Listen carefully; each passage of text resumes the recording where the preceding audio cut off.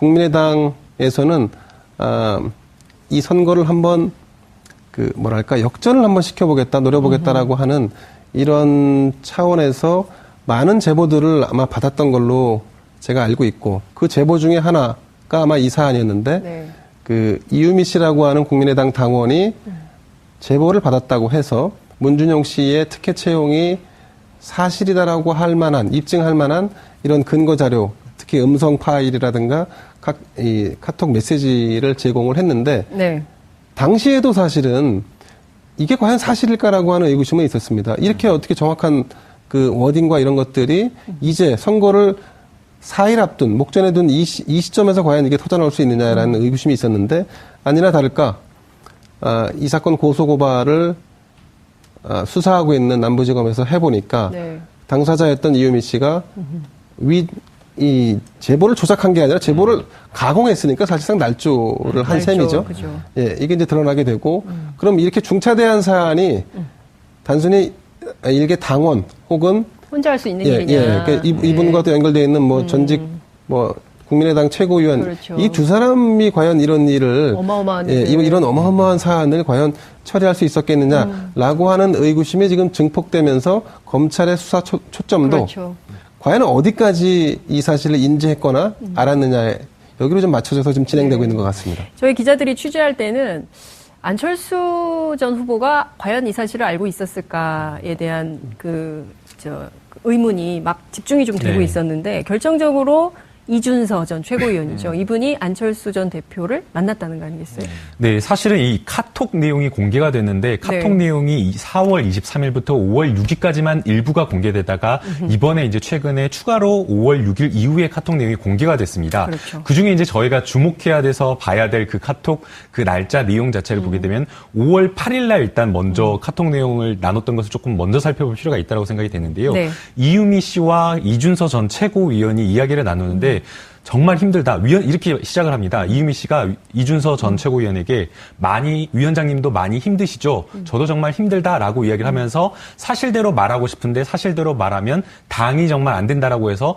100번이라도 사실대로 말하고 싶은데 너무나 힘들다라는 것을 토로를 하는 어떤 그 카톡 내용이 있습니다. 물론 이것과 관련해서 이준서 최고위원은 바로 이 문제 다음에 사실대로가 무슨 뜻이냐라는 말로 다시 반문을 하지만 이유미 씨가 그때 말했던 내용을 조금 종합해 보면 처음에 위원장님도 힘들죠라고 물어보는 것은 이 사실 이심전심이 그렇죠. 있는 거죠. 거짓이라는 것을 어느 정도 본인도 그걸로 힘들어하고 있으니까요. 그러니까 이것 때문에 위원장님도 힘들다라는 것을 추정한 이야기를 하는 것이 아닌지라는 그런 추정이기 때문에 5월 8일 날 이미 그러니까 대선 전에 이 사건을 조금 더 이준서 전 최고위원도 알고 있었던 것이 아니냐라는 그런 추정을 하게 하는 문자고요. 그다음에 이제 방금 기자님께서 말씀하신 대로 안철수 전 대표도 여기에 조금 일정 부분은 개입한 것이 아니냐라는 그걸 추정하게 하는 카톡 메시지가 있었습니다.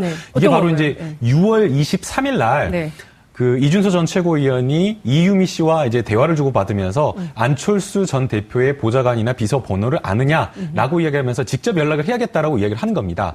그러면서 이준서 전 최고위원이 안철수 전 대표를 5분간, 그 다음날엔 6월 24일 날 5분간 독대를 했다라고 지금 밝히고 있는 상황인 겁니다. 그렇죠. 물론 이 부분과 관련해서 이준서 전 최고위원은 이 사안에 대해서 논의를 한 것이 아니라 당의 대선을 치렀을 때 있었던 일반적인 고소고발 사건의 처리와 관련된, 왜냐하면 이제 안철수 대표로 이름으로, 왜냐하면 안철수 전 대표의 명예를 훼손하거나 이 선거운동을 방해한 그런 것이 있기 때문에 이 고소고발 처리와 관련돼서 동의를 해주려면 안철수 전 대표가 해야 되는 것이고 국민의당의 누군가를 할 수 있는 것이 아니기 때문에 그렇다 라고 이야기를 하고 있는데, 그러나 저희가 이상하다라고 하는 것은 일반적으로 지금 굉장하게 그 심각한 이 문제가 남아 있는데 이 문제를 놔두고 그냥 일반적인 고소고발 사건을 안철수 전 대표와 상의를 했다? 그럼 받아들이기가 조금 어렵고요.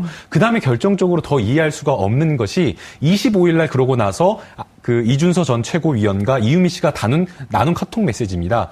바로 이제 송강 변호사라고 하는 그 변호사를 이준서 전 최고위원이 추천을 해주는데, 그래서 지금 선임이 되어 있는데 바로 이 송강 변호사라는 분이 안철수 전 대표의 그 정책비서관 출신이고요. 그래서 이 송강 비서관이 본인의 어떤 법률 사무소에 있었던 다른 변호사, 차모 변호사를 추천을 해서 지금 이유미 씨 변호인으로 되어 있는데 네. 이 또 차모 변호사의 부인, 아내 네. 되는 사람이 안철수 전 대표의 안랩의 그 출신이고 네. 안철수 의원실의 비서로 활동했던 사람이라고 해서 왜냐하면 안철수 전 대표 입장에서 이 사건과 본인이 무관하다라고 한다면 네. 아니 무관하지 않다라고 하더라도 일반적이라고 한다면 사실은 선을 긋고 네. 뭔가 추천을 해주거나 이런 것을 하지 않을 텐데 본인의 굉장히 가까운 변호사를 네. 추천을 해서 이유미 씨의 변호인으로 선임하게끔 했다라고 하는 것은 이 부분과 관련해서는 아마 검찰에서도 추가적인 어떤 질문이나 조사가 이루어질 것으로 생각이 됩니다. 통상 저희가 이제 정치의 문법으로 해석을 해보려면 이쯤 되면 나와야 되거든요. 안철수 그렇죠. 대표가 나와서 뭔가 해명을 하거나 입장을 밝히거나 몰랐으면 몰랐다, 알았으면 알았다 얘기를 해야 되는데 계속 침묵이에요. 최영일 평론가님은 어떻게 보세요? 조금 이제 지금 이제 네. 이 벌어진 일을 김 기자님 정리해 주셨고 네. 그 이후에 벌어진 또 새로운 추가된 것들을 지금 이제 우리 김 변호사님께서 말씀해 주셨으니까 제가 이상한 점을 하나 여기다 더 추가를 드리면 네. 지금 뭐 이것이 조직적인 개입이었다면 당을 해체하겠다. 박주선 비대위원장 얘기입니다. 그랬죠. 뭐 그리고 이것이 이 사실이 알려지면 당이 망할 것이다. 카톡에 등장하는 이유미 씨 얘기입니다. 네.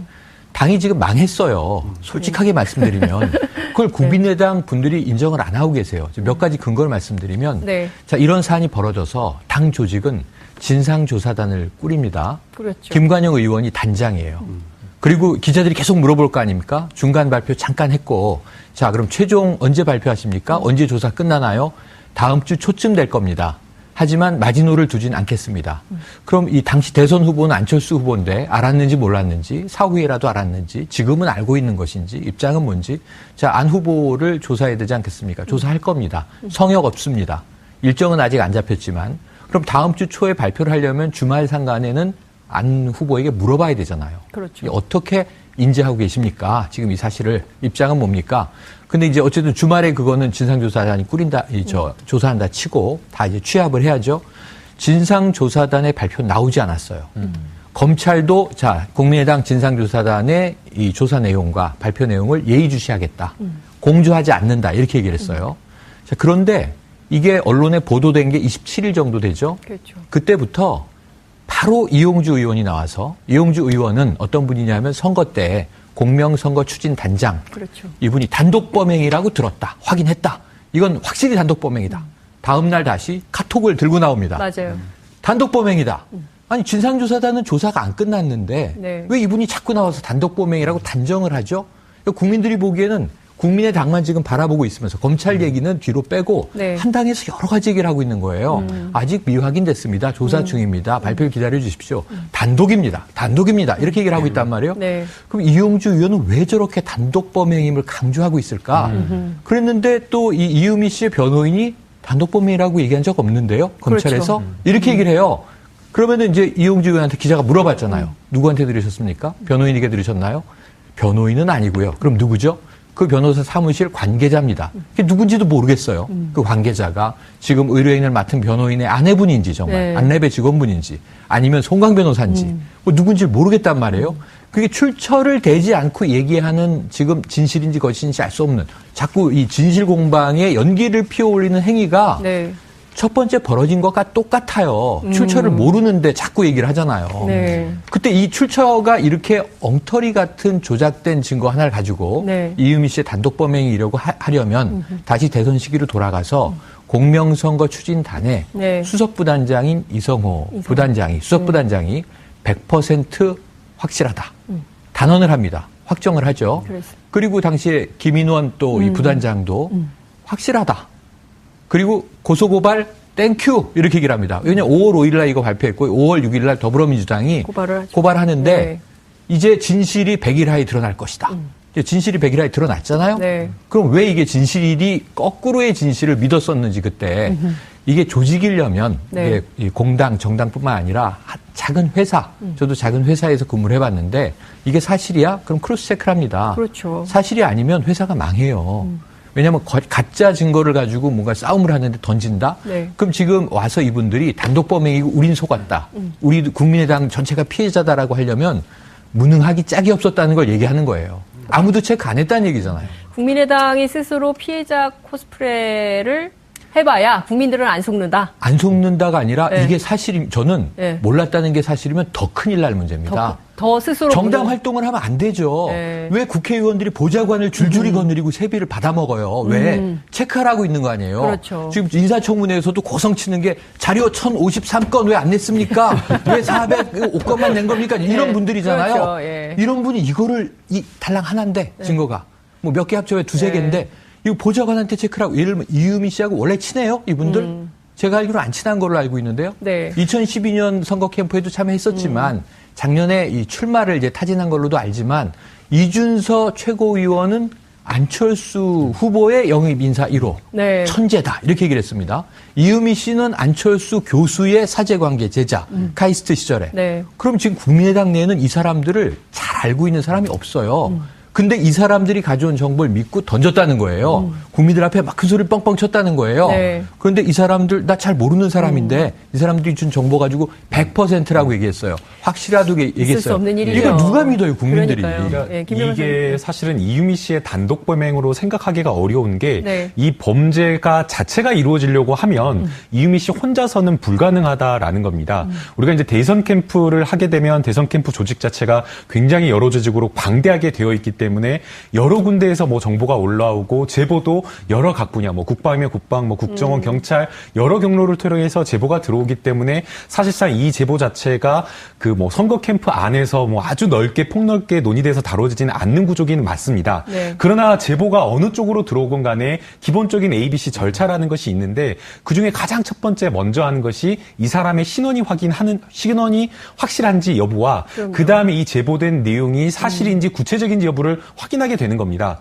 그러려고 하면 사실은 이거는 뭐 단순하게 제보를 했던 그 라인에서 하는 것이 아니라 반드시 법률지원단이나 아니면 법조인팀에서 크로스체크를 할 수밖에 없는 상황이고요. 그렇죠. 바로 이 점 때문에 이유미 씨가 허위로 제보를 한다고 하더라도 법률 지원단과 다른 어떤 팀에서 이것을 검증하는 절차가 거쳐져야 되기 때문에 이것은 단독으로 하기가 어렵다라는 그런 생각이 드는 겁니다. 아니 기자들이 기사 쓸 때도요. 좀 까리한 문제들이 이 방송 적합용어는 조금 아리송한 문제들이 있을 때는 반드시 그 자문 변호사, 고문 변호사의 법률 검토를 받아서 기사를 내보내거든요. 근데 하물며 공당이 그런 것 없이 그냥 어떤 사람 제보만 믿고 그냥 한다? 이해할 수 없죠. 상상하기가 어렵다라는 그렇죠. 거죠. 그다음에 이제 두 번째는 이게 5월 5일 날 공개를 했는데 5월 7일 날 더불어민주당으로 이메일 한 통이 옵니다. 바로 그게 이제 문상호 씨라고 그렇죠. 문준용 씨의 파슨스 친구, 아주 가까운 친구였는데 네. 이 내용으로 봤을 때 이 녹취 내용은 정말 거짓이고 허위다라고 하면서 조목조목 반박을 하는데 이 부분과 관련해서 이 내용이 이메일이 왔다라고 하면 사실은 국민의당에서는 그 이메일을 확인을 했을 때 그때서라도 좀 늦게라도 그때라도 다시 검증하는 절차를 거쳤으면 될 텐데 하지 않았다는 겁니다. 그리고 이제 이준서 씨와 이유미 씨가 이 SNS 이렇게 대화를 나눈 내용을 보게 되면 또 그런 내용이 있는 겁니다. 이준서 최고위원이 이거 정확하지 않으면 역풍이 불 수가 있다. 정치적인 역풍이 불 수 있다라는 것을 암시하는 그 카톡 메시지를 보낸 겁니다. 네. 그럼 적어도 이준서 전 최고위원 같은 경우에는 이게 정말 조작된 건지 아닌지는 모르겠지만 네. 그때 알았는지 몰랐는지 모르겠지만 적어도 이것이 조작된 것일 수는 있다라는 것을 어느 정도는 인지하고 그거를 감수하고 공개를 한 것은 아닌지 그 부분도 좀 들여다 필요가 있는 것 자, 같습니다. 김 기자님, 네. 이 사건에서 주목해 볼 수밖에 없는 두 인물이 있는데 한 사람은 안철수 전 후보고요. 또 다른 한 사람은 당시 선대위원장을 맡았던 박지원 전 대표입니다. 그렇습니다. 박지원 전 대표도 몰랐다. 문제의 핸드폰은 비서관이 갖고 있었기 때문에 연락받은 바 없다. 일종의 이제 꼬리 자르기를 하는 것처럼 보입니다. 이 문제를 그냥 넘길 수 있을까요? 자, 폭로 자체를 몰랐다? 그거는 좀 설득력이 떨어지는 것 같습니다. 네. 다만, 폭로의 주 재료인 그 증거 자료가 조작된 거는 몰랐다. 라고 하는 건 좀 다른 문제겠죠. 상임선대위원장에게 이 정도 사안이 보고되지 않고 공명선거 추진단에서 발표한다? 그거 상식적이지 않은 것 같습니다. 예. 네. 그리고 또 좀 전에 이제 아리송이라는 예. 표현 하시지 않습니까? 통상 기자들이 아리송하면 말이죠. 알려줬다. 뭐 이런 식의 표현을 하죠. 네. 근데 네, 전해진다. 전해진다 이렇게 하는데 근데 이것도 안전장치가 안 되기 때문에 그래서 그쪽에 물어봤더니 답변이 없었다. 뭐 이 정도 안전장치는 해야지 적어도 법적으로 조금은 좀 내가 좀 면피할 수 있는 부분이 생기는데 지금 이 사안 같은 경우는 알려졌다 혹은 누군가가 이렇게 주장했다는 것이 아니라 확실하다. 뭐 네. 이런 식의 주장 아니었겠습니까? 그럼 이거는 적어도 당시 상임선대위원장에게는 이런 폭로가 있을 것이다. 이런 발표가 기자회견에 예정돼 있다라고 하는 것은 전달이 됐겠죠. 그 내용을 조작됐는지 안 했는지까지에 대해서는 아마 어떤 대화가 오갔는지 혹은 대화가 없었을지도 모르겠습니다만 다만 한 가지 또 저희가 짚고 넘어가야 할 부분은 이 정도 사안이면 선거를 한번 뒤흔들 수 있다라는 네. 확신을 갖게 되거든요. 그러니까 이제 그런 일종의 유혹이죠. 근데 그렇게 되면 공명선거 추진단을 이끄는 단장이 이 정도 확신이면 단장이 발표를 하게 됩니다. 통상. 그렇죠. 네. 근데 단장이 하지 않았죠. 부단장이 발표했습니다. 바빠서 그랬을 수도 있겠죠. 근데 이게 날조 혹은 위조라고 그러니까 조작됐다고 하니까 가장 먼저 나서서 지금 기자회견을 2차례나 한 분이 바로 그 당시에 단장이었던 이용주 의원입니다. 그 여러 가지 납득하기 어렵거나 아니면 일반적이지 않은 사안들이 지금 노정되고 있는 것입니다. 그 정점에 말씀하신 대로 박지원 의원과 안철수 전 대표가 계신데 두 분 다 어떤 특정한 입장을 발표하는 것을 저하고 있는 상황이죠. 그래서 이 부분 당에서 조사할 것이 아니라 저는 이 선거에서 늘상 이런 것들이 반복되는 것은 이 정부가 청산해야 하는 패단, 이것도 일종의 선거의 적폐라고 생각합니다. 그렇기 때문에 그렇습니다. 그런 차원에서 본다면 앞으로 이런 일이 재발되지 않게 하기 위해서는 정말로 일벌백계하는 검찰의 수사가 필요하다고 봅니다.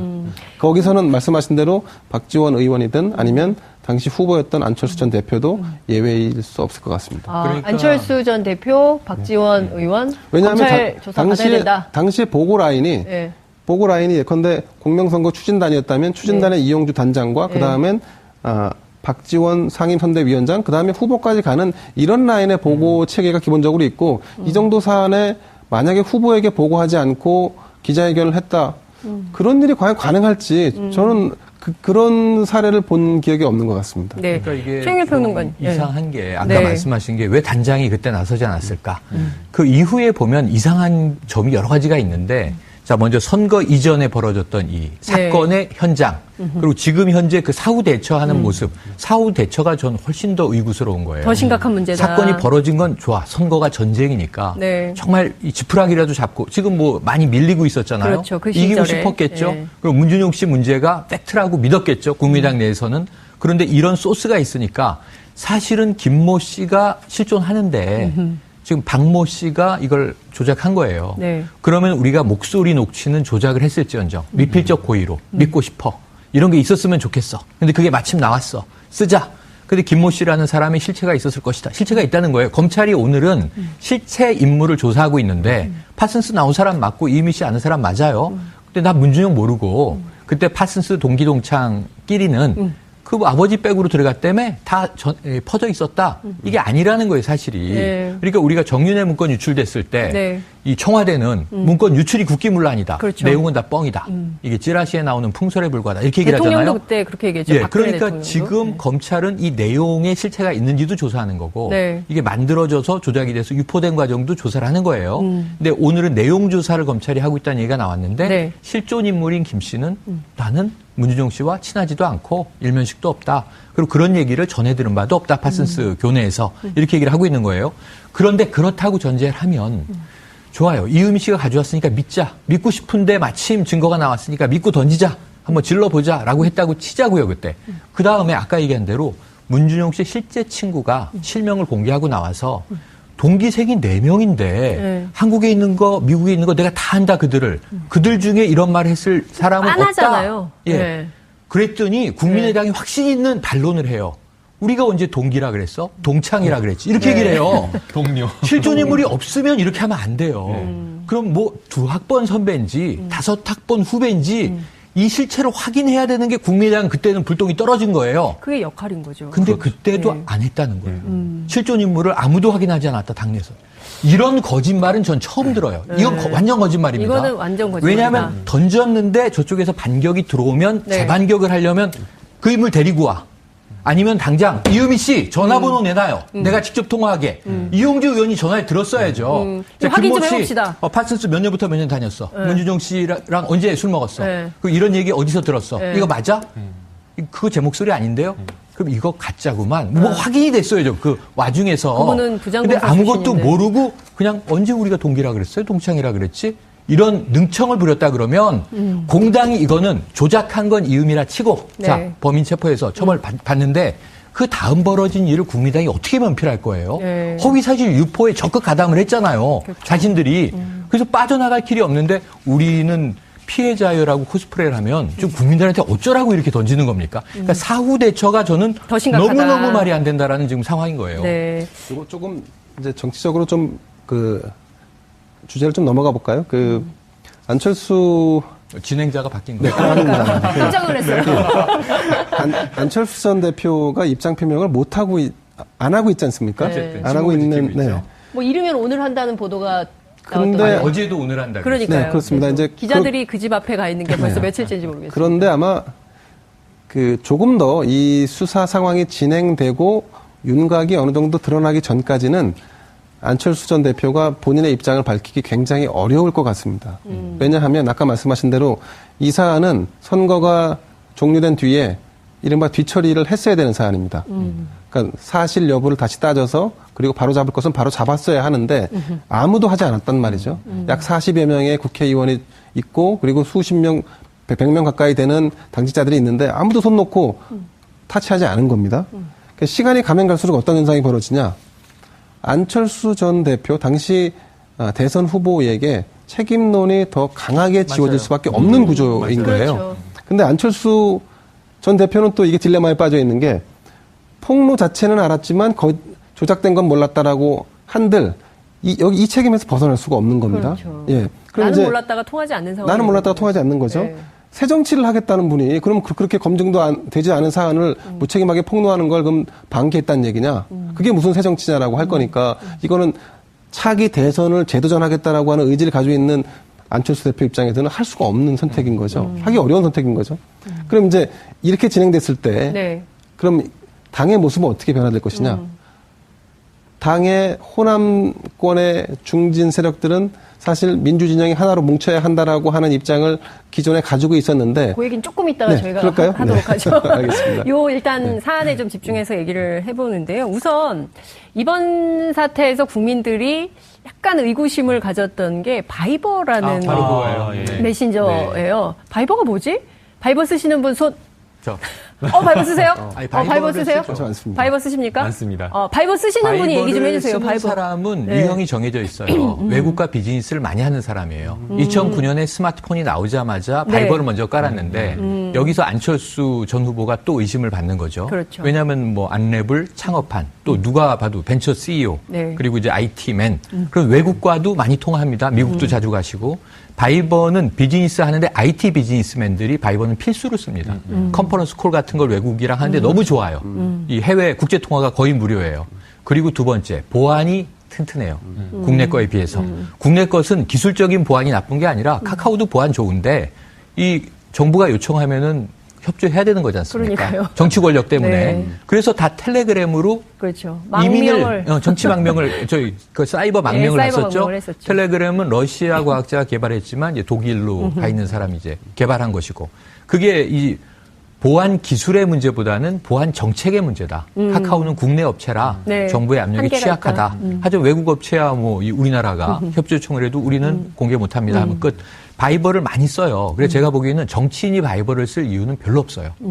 뭐 카카오톡도 있고 굳이 보안이면 텔레그램도 있고 그런데 바이버를 쓰는 이유는 국민의당 누군가가 바이버를 쓰기 때문에 누가 씁니까? 그와 통신을 하려면 바이버를 깔아야 되는 거예요, 앱을. 네. 그건 안철수 후보라고 저는 확신합니다, 여기서. 바이버를 국민의당에 이렇게 확산시킨 전파한 사람은 사람은? 예, 이 벤처 CEO 출신인 안철수 후보의 가능성이 매우 높다. 거의 단정적으로. 저는 100%라는 말은 안 하고 90% 제가 보기에 정도 만약에 소송에 대비해서 하시는데요. 90% 변호사님 옆에 정도 계시니까 가능성이 믿고 하세요. 높다라고 추정을 해봅니다. 안전하게 얘기를 해야죠. 100% 단정한다 네. 이러면 안 돼요. 괜찮습니다.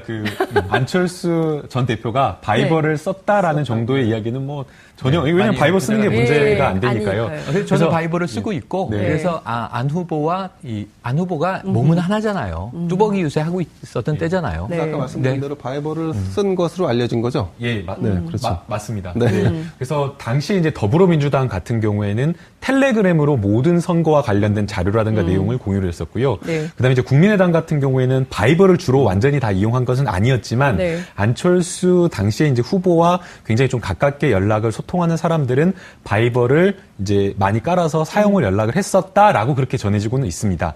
그리고 이제 이 바이버가 왜 여기서 문제가 되느냐라는 것을 좀 짚어볼 필요가 있는데요. 네. 사실은 이 녹취록이 공개된 게 5월 5일인데 이준서 전 최고위원이 박지원 당시 이제 상임대표에게 선거 네. 상임대표에게 이 내용을 이유미 씨가 제보한 그 카카오톡 캡처 화면 12장을 미리 보냈다라는 겁니다. 근데 그게 미리 보낸 게 바로 5월 1일 날짜로 보냈는데 그렇죠. 그거를 바로 바이버라는 것을 통해서 보냈다라고 지금 이야기를 하고 있는 겁니다. 그렇다고 한다면 지금 이유미 씨와 이준서 최고위원은 카카오톡으로 뭔가 주고받은 내용을 증거로 해가지고 캡처해갖고 보냈는데 왜 이것을 캡처해가지고 바이버로 보낼 때는 보냈을까? 바이버로 보냈을까라는 게 카카오톡으로 안 하고. 그렇죠. 카카오톡으로 안 하고 네. 그게 하나 문제인 거고요. 네. 그다음에 두 번째는 박지원 전 대표 같은 경우에는 나는 관계없다라고 지금 이야기를 하면서 지금 해명을 하는 이야기가 탄핵 이후로 대선 전국으로 본인이 굉장히 공격을 받아가지고 문자 폭탄을 많이 받았기 때문에 이 휴대폰을 두 개를 들고 다니면서 하나는 비서에게 줬다. 네. 그래서 비서에게 줬는데 비서가 나한테 안 알려줬다라고 얘기를 하고 있으면서 비서 같은 경우에는 뭐 이 내용 자체가 별로 중요한 것을 생각하지 않았다라고 해서 안 알렸다라고 지금 이야기를 하고 있는데 해명을 들어보면 좀 납득하기가 어렵습니다. 어렵죠. 왜냐하면 문자 폭탄을 많이 보내서 비서가 이걸 가지고 있다. 뭐 거기까지는 그럴 수 있는데 지금 이 온 받은 문자가 그냥 문자나 카카오톡으로 막 이렇게 날라온 게 아니라 바이버를 통해서 온 거거든요. 저희가 지금 이야기해봤지만 국민들 중에 바이버 쓴 사람도 많지 않고 네. 텔레그램도 많지가 않습니다. 그렇다고 한다면 이 내용이 바이버로 왔다라고 하면 비서는 이것이 굉장히 중요하다라는 걸 판단할 수밖에 없었고 네. 또 온 내용 자체가 지금 박지원 전 대표가 그 당시에 뭐 문모닝이라고 할 정도로 굉장히 강도 높게 그러네요. 주장을 하고 비판을 하고 있었던 네. 상황에서 그걸 뒷받침할 수 있는 아주 강력한 증거였다라고 하는데 이것을 비서가 보고를 하지 않았다? 네. 국민들은 좀 이 부분에 있어서 납득하기가 좀 어려울 거라고 그러니까요. 생각이 됩니다. 근데 이 사건의 흐름을 쭉 지켜보면 말이죠. 처음에는 국민들이 충격을 받았어요. 이제 이유미 씨 자체의 1인 역할극, 핸드폰 3개 두고 했던 1인 역할극에 굉장히 놀랐지만 이게 계속 사건을 따라가다 보면 오히려 이유미 씨가 이게 도둑이 제발 저린다고 이거 빨리 좀 해결했으면 좋겠다고 생각을 했는데 오히려 당에서 이거 공개되면 우리 당 완전히 망한다. 이거 안 된다. 이걸 막은 흔적도 나오고 있는 거 아닌가요? 막았을지 안 했지 예, 확신할 수는 없습니다만은 네. 통상 이런 사건이 벌어지면 당사자는 도움을 요청하죠. 내가 당을 위해서 일을 했다 혹은 뭐 어떤 특정인을 위해서 일을 했는데 검찰이 수사망을 좁혀오니 네. 이 부분을 어떻게 해결할지에 대한 도움을 달라 했는데 아마 냉정하게 판단하자면 근데 이제 와서 그걸 어떻게 도와줄 수가 있니? 너가 한 거니까 너가 책임져라. 라는 정도의 얘기를 듣지 않았을까. 근데 그걸 받아들이는 당사자 입장에서는 네. 꼬리 자르기 위해서 나에게 다 덤태기를 쓰라고 하는 것으로 인식될 수 있고 당의 입장에서는 또 상대적으로 결국 네가 조작한 물건을 가져와서 이제 와서 당에서 도움을 요청하고 그럼 당도 같이 죽자는 얘기냐라고 하는 반응이 오고 간 것을 상대적으로 해석하면은 그렇게 약간 극단적으로 좀 나올 수 있는 부분이 아닌가 싶습니다. 네, 그렇군요. 이제 검찰 조사가 본격화될 텐데요. 김남국 변호사님 어떻게 전망하십니까? 검찰이 이 사건 어디까지 칼끝을 겨눌까요? 네, 일단은 검찰 같은 경우에는 성역 없는 수사를 하겠다라고 지금 할 수밖에 없는 상황이기 때문에 네. 아마 수사는 크게 두 갈래로 갈 것으로 생각이 됩니다. 첫 번째는 이 녹취록이 지금 보고가 되어 있기 때문에 이 보고 라인에 있었던 사람들은 전부 다 조사를 할 수밖에 없고요. 물론 이제 처음에 조사를 할 때 피의자 신분으로 조사하기는 어렵지만 네. 그래도 참고인 조사로 해서 보고를 받을 때에 처음에 그때 당시에 그 경위라든지 정황이라든지 그런 부분에 있어서 수사를 할 수밖에 없고요. 그다음 이제 두 번째 방향은 크로스 체크한 이 검증팀, 누가 이것을 검증했느냐라는 그 부분에 또 초점을 맞출 겁니다. 사실은 이게 이제 뭐 공개가 되었을 때 네티즌들도 그 파슨스 그 스쿨의 그 동기 명부를 찾아가지고 검증을 할 정도로 굉장히 좀 쉽게 확인을 할 수 있었고요. 네티즌 수사대. 예, 그리고 아까 이제 최영일 교수님께서 말씀하셨지만 5월 7일 날 문준용 씨의 동기가 이거 아니다라고 하면서 조목조목 반박을 했기 때문에 그 부분에 그 당시 이유로만으로도 검증을 하면 됐을 텐데 검증이 이루어지지 않은 부분이 있기 때문에 아마 검찰에서는 보고 라인과 검증을 했다라고 한다면 이 검증을 어떻게 했느냐라는 어떤 그 두 라인 선상에서 참고인 조사를 할 것으로 생각이 되고요. 그다음 이제 세 번째는 이 녹취록을 만들 때 동생과 이렇게 그 통화를 해서 이렇게 동생의 도움을 받아서 했는데 아마 이분이 혼자 했을 때 이렇게 조작을 했다라고 하면 분명히 뭔가 말을 했을 겁니다. 이거 내가 뭐 혼자 했다라고 그냥 혼자 이렇게 뭐 해서 할 수도 있겠지만 뭐 당과 관련된 내용을 조금이라도 뭔가 이야기를 했을 수가 있기 때문에 지금 뭐 1차 조사는 끝났다라고 이야기가 되고 있는데 아마도 이 녹취록을 실제 녹취한 데 협조한 그 공범을 불러다가 이유미 씨한테 어떻게 부탁을 받고 구체적으로 뭘 했느냐 그리고 혼자 했느냐라는 어떤 그런 부분에 좀 초점을 맞춰 수사를 할 것으로 생각이 됩니다. 검찰 포토라인에 안철수 전 후보, 박지원 의원 설까요, 안 설까요? 조만간. 서기가 조금 쉽지는 않을까요? 쉽지는 않아 보입니다. 그러니까 안철수 후보를 불러서 조사를 한다는 것 자체가 당시에 이제 대선 후보였고 또 그 다음에 뭐 대선이 끝난 지 지금 얼마가 되지 않은 상황이기 때문에 검찰로서는 안철수 후보가 이 조작 사실을 그래도 구체적으로는 좀 알았다라는 부분과 관련된 어떤 구체적인 어떤 진술이라든지 아니면 물증이 나오지 않는 이상은 검찰에서 소환 조사를 하기는 조금 부담스러운 상황일 것으로 생각이 되고요. 그럼에도 불구하고 아까 제가 말씀드린 대로 안철수 후보의 사실은 최측근이라고 볼 수 있는 정책비서관도 했고 안철수 후보가 타고 다녔던 후보 시절에 타고 다녔던 그 1호 차량에 함께 동석해서 수행을 했던 그 송강 변호사가 이 이유미 씨의 변호사를 추천해서 변호인으로 선임하겠다는 어떤 그런 조항들이 있기 때문에 간접적으로든 어떻게든 아마 안철수 후보에 대한 조사는 아마 할 것으로 생각됩니다. 참고인 조사를 피해가기는 어려워요. 일단은 이 인물 둘을 추천해서 당으로 끌어들인 인물이 이제 당시 대선 후보인 안철수 전 대표다. 이거 어쩔 수 없고 박지원 전 대표도 거의 유력하다라고 봅니다. 저는. 왜 그러냐 하면 자 5월 1일 날 바이버로 보냈는데 그 폰이 없어서 내가 못 봤어요. 비서한테 가 있었어요. 위치 추적해보라고 얘기하셨습니다. 그런데 우리가 잘 알지만 정치 구단이면서 이분이 연세는 있지만 SNS를 굉장히 능숙하게 쓰시는 분입니다. SNS 정치로 막 이제 전국을 쥐락펴락하는 분인데 5월 5일 날 이게 발표되고 당내에서 검증이 안 됐으면 문제가 큰 게 5월 8일이 대선 전날이면서 어버이날인데 문준용 나와라 한 분이 박지원 전 대표예요. 5월 8일 날 왜 여기에 이렇게 집착하고 올인을 하셨을까요? 이 당 전체가 그랬어요. 이 당 전체가 그랬지만 그중에서 특히 앞장서서 이제 메가폰을 드셨던 분이죠. 그래서 이런 부분에 대해서는 허위 사실을 유포한 매개자가 돼버렸습니까? 어떻게 조사를 피해가실 수가 있겠어요? 지금 종합을 해보면 박지원 의원 그리고 안철수 전 후보 검찰의 참고인 조사는 피하기 어려울 것 같다는 분석을 해주셨습니다. 확정을 하죠. 그리고 당시에 김인원 또 이 부단장도 확실하다. 그리고 고소고발 땡큐 이렇게 얘기를 합니다. 왜냐하면 5월 5일 날 이거 발표했고 5월 6일 날 더불어민주당이 고발하는데 이제 진실이 100일 하에 드러날 것이다. 진실이 100일 하에 드러났잖아요. 그럼 왜 이게 진실이 거꾸로의 진실을 믿었었는지 그때 이게 조직이려면 이게 공당, 정당뿐만 아니라 작은 회사, 저도 작은 회사에서 근무를 해봤는데 이게 사실이야? 그럼 크로스 체크를 합니다. 사실이 아니면 회사가 망해요. 왜냐하면 가짜 증거를 가지고 뭔가 싸움을 하는데 던진다? 그럼 지금 와서 이분들이 단독범행이고 우린 속았다.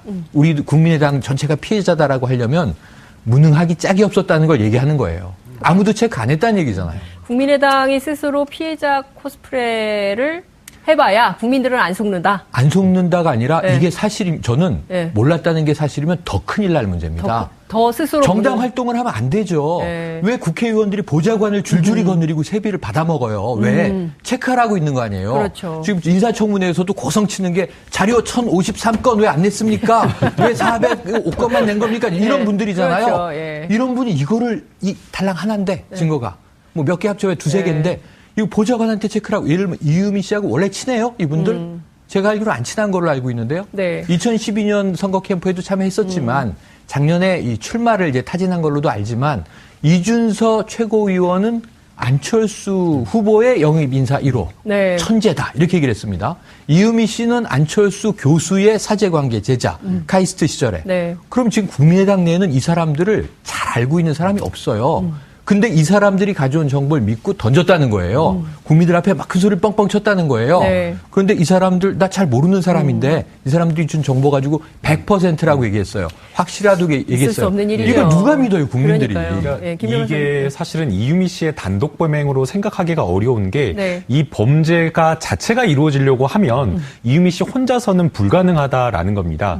국민의당에서는 이 선거를 한번 역전을 한번 시켜보겠다, 노려보겠다라고 하는 이런 차원에서 많은 제보들을 아마 받았던 걸로 제가 알고 있고, 그 제보 중에 하나가 아마 이 사안이었는데, 네. 이유미 씨라고 하는 국민의당 당원이 제보를 받았다고 해서 문준용 씨의 특혜 채용이 사실이다라고 할 만한, 입증할 만한 이런 근거 자료, 특히 음성 파일이라든가 카톡 메시지를 제공을 했는데, 네. 당시에도 사실은 이게 과연 사실일까라고 하는 의구심은 있었습니다. 이렇게 어떻게 정확한 그 워딩과 이런 것들이 이제 선거를 4일 앞둔, 목전에 둔 이 시점에서 과연 이게 터져나올 수 있느냐라는 의구심이 있었는데, 아니나 다를까, 이 사건 고소고발을 수사하고 있는 남부지검에서 해보니까, 네. 당사자였던 이유미 씨가 이 제보를 조작한 게 아니라 제보를 가공했으니까 사실상 날조를 한 셈이죠. 그죠. 예, 이게 이제 드러나게 되고, 그럼 이렇게 중차대한 사안이 단순히 일개 당원 혹은 혼자 할 수 있는 예, 일이냐. 그러니까 이분과도 연결되어 있는 전직 국민의당 최고위원 그렇죠. 이 두 사람이 과연 이런 일을 어마어마한 이런 어마어마한 사안을 과연 처리할 수 있었겠느냐라고 하는 의구심이 지금 증폭되면서 검찰의 수사 초점도 그렇죠.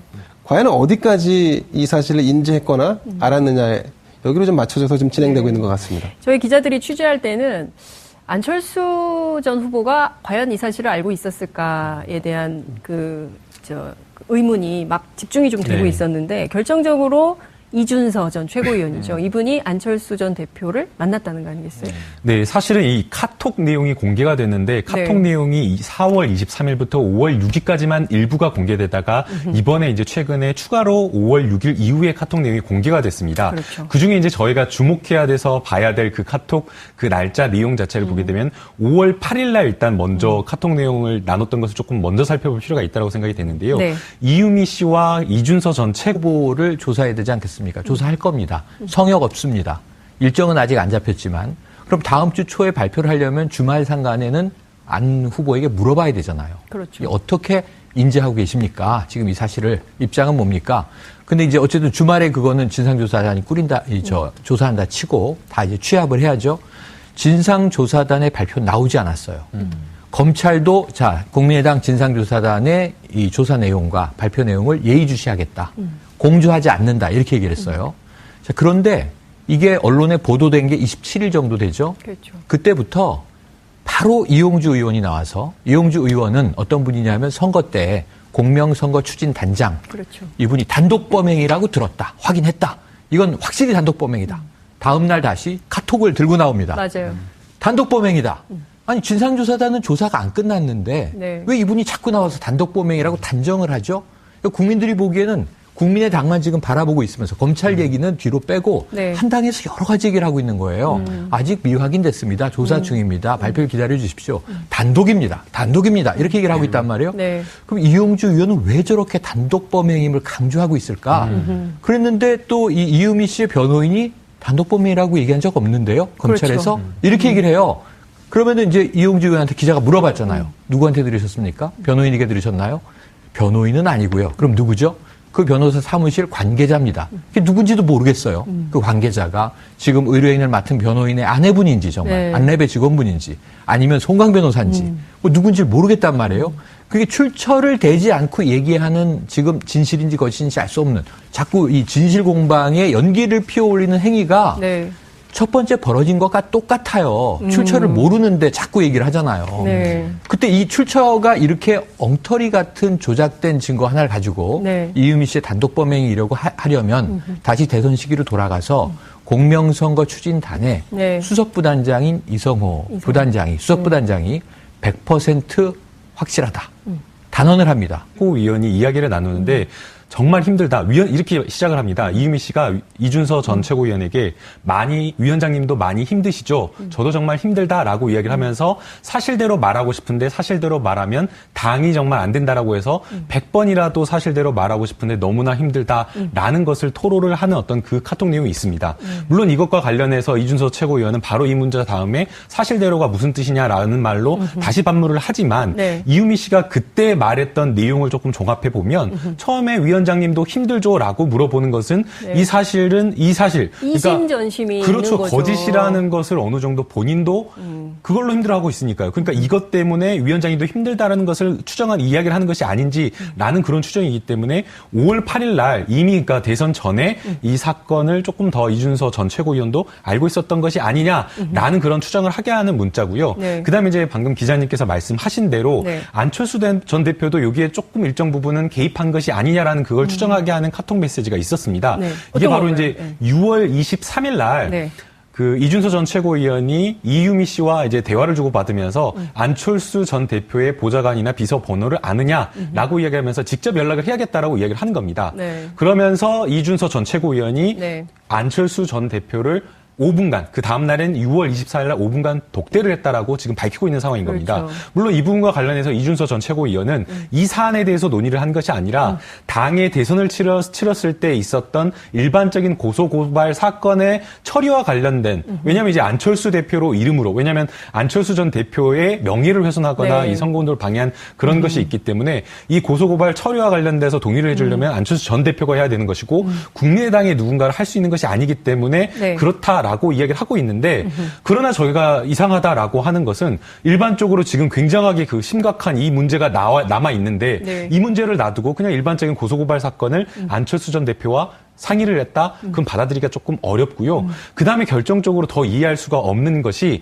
25일 날 그러고 나서 그 이준서 전 최고위원과 이유미 씨가 나눈 카톡 메시지입니다. 네. 바로 이제 송강 변호사라고 하는 그 변호사를 이준서 전 최고위원이 추천을 해주는데 그렇죠. 그래서 지금 선임이 되어 있는데 네. 바로 이 송강 변호사라는 분이 안철수 전 대표의 그 정책비서관 출신이고요. 그래서 이 송강 비서관이 본인의 어떤 법률 사무소에 있었던 다른 변호사, 차모 변호사를 추천을 해서 지금 이유미 씨 변호인으로 되어 있는데 네. 이 또 차모 변호사의 부인, 아내 네. 되는 사람이 안철수 전 대표의 안랩의 그 출신이고 네. 안철수 의원실의 비서로 활동했던 사람이라고 해서 왜냐하면 안철수 전 대표 입장에서 이 사건과 본인이 무관하다라고 한다면 네. 아니 무관하지 않다라고 하더라도 일반적이라고 한다면 사실은 선을 긋고 네. 뭔가 추천을 해주거나 이런 것을 하지 않을 텐데 본인의 굉장히 가까운 변호사를 네. 추천을 해서 이유미 씨의 변호인으로 선임하게끔 했다라고 하는 것은 이 부분과 관련해서는 아마 검찰에서 또 추가적인 어떤 질문이나 조사가 이루어질 것으로 생각이 됩니다. 통상 저희가 이제 정치의 문법으로 해석을 해보려면 이쯤 되면 나와야 되거든요. 안철수 그렇죠. 대표가 나와서 뭔가 해명을 하거나 입장을 밝히거나